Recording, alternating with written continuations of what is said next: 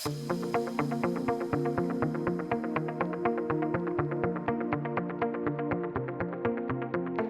task today here would be to provide an introduction to the topic of this symposium, which is erosive tooth wear.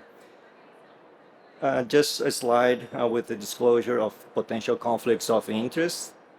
And now moving to the outline of my presentation. So I'm going to start with a brief overview of erosive tooth wear, or ETW, and I'm going to be talking about some of the clinical definitions in this area, a little bit of terminology that's used, and also some relevant factors related to ETW, and then I'll finish with the awareness of dentists and patients.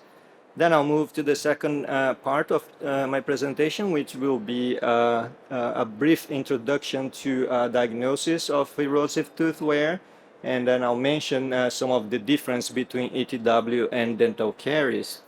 And then I'll move to explaining how important early detection is and how we should do it. And then I'm going to end with a presentation of assessment methods that we use in the clinic, and talking a little bit about limitations and future research in this area. So moving to the clinical definition, erosive tooth wear can be defined as the physical result of a pathologic chronic localized loss of dental hard tissue due to the exposure to acids. And these acids are not from oral bacteria.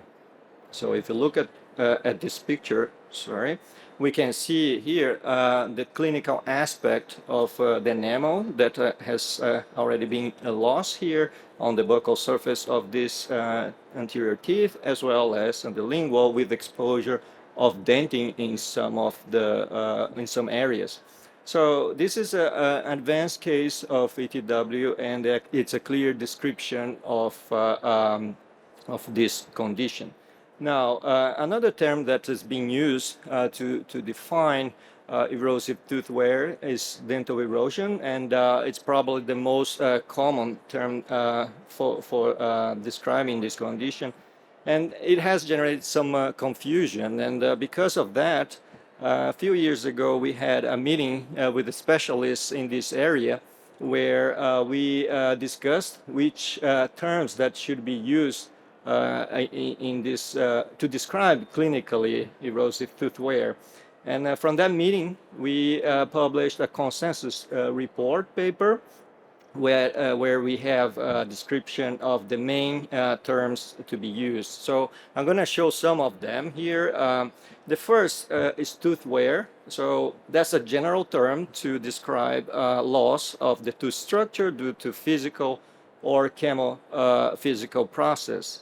Now, the process that can lead to tooth wear, there are basically three. So I'm describing them here. Dental erosion is the first one, right? And then we also have dental abrasion and dental attrition. So dental erosion it happens when we have loss of the tooth due to the action of the acid, as I explained. Dental abrasion would be loss of the tooth structure due to the contact with another object. And dental attrition is similar to dental erosion. However, the other object would be the tooth. So it's wear caused by tooth-to-tooth contact. So whenever we have tooth wear caused by dental erosion, so then we have what we call erosive tooth wear. So dental erosion is the process. Since we know that in the mouth is a very complex environment, and that we have a lot of factors contributing to development of ETW, we cannot ignore the fact that dental abrasion and dental attrition might also be involved. So those two processes may be involved, but they are not the driving process. So having the definition clear, I just want to mention and emphasize that erosive tooth wear is caused by a combination of a series of factors. So we have biological factors, chemical factors, and behavioral factors. And one of that is specifically important for this presentation would be fluoride. And I just want to mention a little bit why it's important. So we know that fluoride can prevent dental caries. However, we cannot just imply that because it works for caries, it would work also for ETW.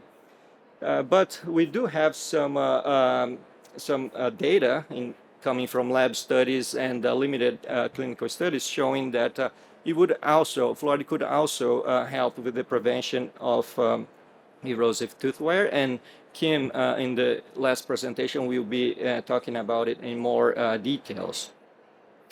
So ATW can be of extrinsic origins, such as wear caused by acidic foods and beverage. So just to illustrate extrinsic ETW, I'm showing a case report of a male patient, 33 years old, with a history of frequent consumption of soft drinks. And we can see some of the clinical aspects with showing the loss of enamel in specific locations on the occlusal surface of posterior teeth, on the lingual surface, this anterior teeth. And then we can even observe on the radiographs that there is extensive loss of enamel. We can see the flat aspects of the occlusal surface, and in some areas we even have exposure of dentin. So another cause of erosion would be intrinsic acids. So in this case, these are acids that usually will come into contact with the tooth due to reflux or vomiting. This is an example of a female patient, 28 years old, suffering from bulimia and with an extensive case of ETW and also tooth hypersensitivity. Oops. And the clinical aspects of ETW from intrinsic acids would be extensive loss of enamel on the lingual surface of upper anterior teeth, loss of the enamel on the occlusal surface of posterior teeth, and then we can start noticing a step in between the restoration surface and the surrounding enamel. And that happens because the acid would affect the tooth, but not the restoration. Another clinical aspect would be the loss of the incisal edge of anterior teeth, and then we can see here extensive loss in this patient. Some important and relevant facts related to erosive tooth wear. So the prevalence is considered high. We have estimates of up to 46% in teenagers and 80% in adults. And these are data from the US population. ETW has an irreversible and cumulative nature, and what it means is that once the enamel surface is lost, it's not going to grow back. In this lab study, one of my colleagues organized a series of extracted premolars according to different ages, from younger than 20 to older than 70.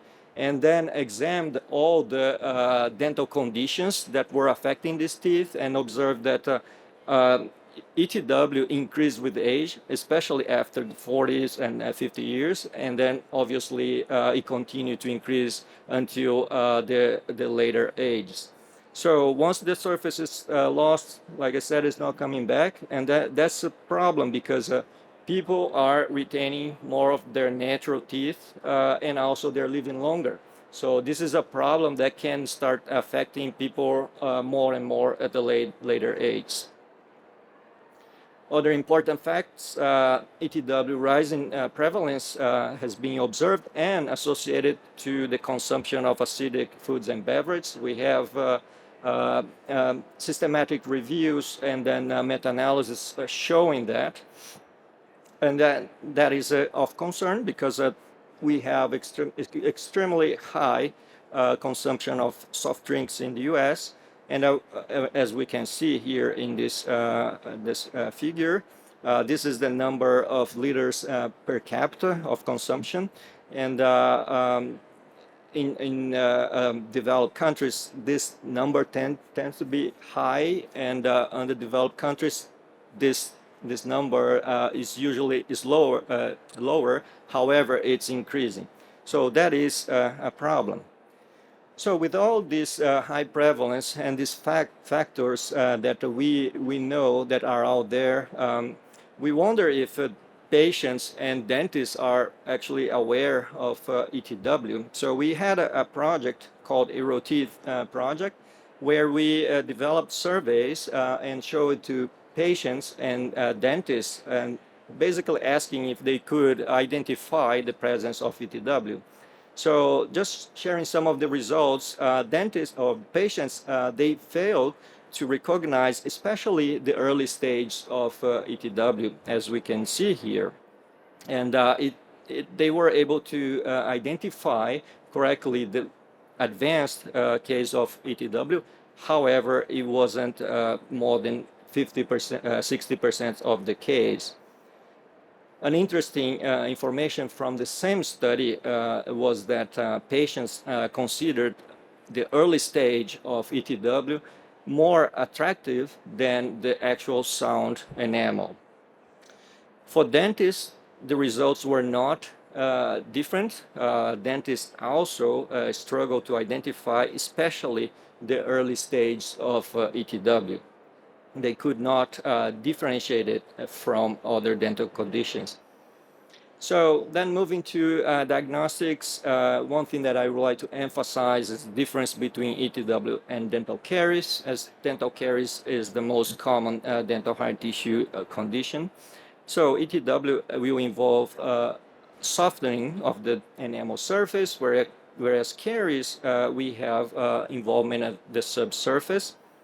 The acids involved with ETW there are relatively weak, stronger in relation to the acids involved in caries. And for ETW, we do need plaque-free surface, whereas caries, we know that plaque is a prerequisite. So in these pictures, you can see that clinically, they look very different. This is another set of images just to emphasize the difference between ETW and caries. And as mentioned, for caries, we do need the presence of plaque. For ETW, we have clean surface, and then we can see a restoration here, another one here, and the presence of stap in between the restoration and the surrounding tooth. So detecting the early stage of ETW is very important, and we published a paper a few years ago to emphasize that. So it's important for the good prognosis of the tooth. However, it's very difficult even for experienced clinicians. What we should be looking at would be whether the perikymata is present or not. So in early stage of erosion, we can have something like this, and when we look at the buccal surface of this anterior teeth, we can see that the surface is smooth and shiny, and this kind of illustrates the reason why in the previous study patients thought that the early stage of ETW would actually look more attractive than natural teeth. So in this situation, we completely lost the natural texture of the enamel surface. Okay, then in posterior teeth, I mean, we would have less defined groove fossa system. Like if you go back to the X-ray that I showed before, the surface were flat.